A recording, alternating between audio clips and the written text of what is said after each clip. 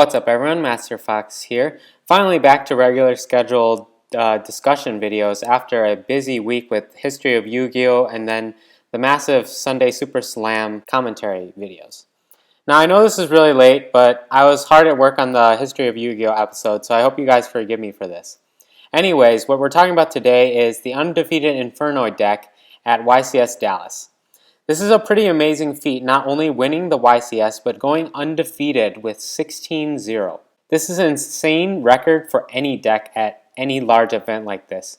Even decks that won YCSs before that have been considered Tier 1, like Necroz and Burning Abyss, haven't necessarily gone entirely undefeated.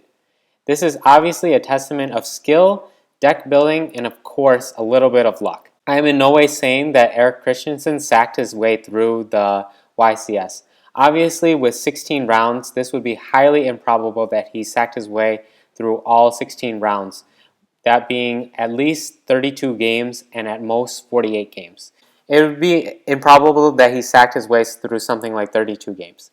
Back to the discussion though, Eric Christensen has just shown us that an essentially rogue deck is able to beat its way through hordes of meta decks to reach the top. I know that now we're still in a wave of Infernoid hype, but Eric definitely ran several techs that may have given him the edge he needed to pull out his victories. In his build, what is immediately noticeable is the single rekindling as well as his side frame Lord Omega. Omega is obviously a godsend for the deck, and rekindling can actually summon Decatron, arguably what is known as the heart of the deck. I had never even thought of this before, and I honestly didn't even realize that Decatron had 200 defense. In taking a look at the matchups of the meta though, I wanted to see how Infernoids stacked up exactly, just kind of doing a quick theory analysis. Looking at the big dog Necroz, Infernoids only truly have to fear Trishula. This match comes down to whether Infernoids can set up for their kill fast enough before Necroz is able to hold them off at bay long enough for Necroz to put together some sort of offense. I wouldn't say that this is in Infernoid's favor, but probably is a 4-6 match at worst for Infernoids. Moving on to Burning Abyss, I think this match is pretty even. Infernoids can counter Burning Abyss plays with their tribute effect, and they offer more firepower than Burning Abyss has, but Burning Abyss has a little bit more recovery, so it comes down to speed, whichever deck can basically get off first. It comes down to a race between Tour Guide and Reasoning, I suppose. On the Shadal matchup though, I believe it's highly skewed towards Infernoids. They have essentially nothing to fear in the Shadal deck, as even Winda is only a slight nuisance. Decatron or any bigger Infernoid can kill her easily.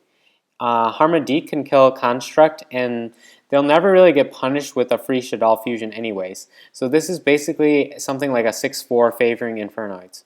Then Clifford is another match which I think has come into basically in favor Infernoids, as Cleese basically tapered off and have become essentially the weakest meta deck, so I won't really dwell on this. Infernoids versus Cleese is kind of a even, with Infernoids maybe having a slightly favorable match. As for the last of the big five, Tellarknights probably go even if slightly have a disadvantage against Infernoids. One triggered tribute on a Deneb from Infernoids can basically spell disaster for the entire Tellarknight deck. Although if Tellarknights can set up with back row before Infernoids can set up shop and grave, Infernoids will never really get a foothold in the duel, and then Tellarknights can kind of essentially run the entire game from there. So that's why it's kind of a 50-50 match, although I think Infernoids have the better shot at that, because all they have to do is resolve a single good reasoning, and then basically Tellarknights can't really answer that too well. Whereas Tellarknights have to draw into good back row that's able to answer Infernoids before they could actually stop their plays and do stuff. Overall though, Infernoids have proven to be a very viable contender through this event, and hopefully they find their way into the meta to make it more like a 6-deck meta to make it more interesting. As of right now, it's still basically the 5-deck meta that we've always known, with Clifford kind of tapering out. Maybe some other decks will rise up to replace it, especially with the new set coming out soon. But that's essentially my thoughts on the Infernoids topping YCS Dallas.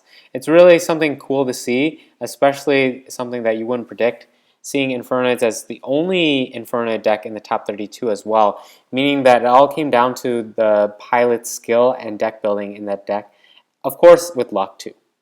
Anyways, that's pretty much it for this video. Tell me what you guys think in the comments section below. Give this video a thumbs up, and I will see you guys in my next video. Thank you.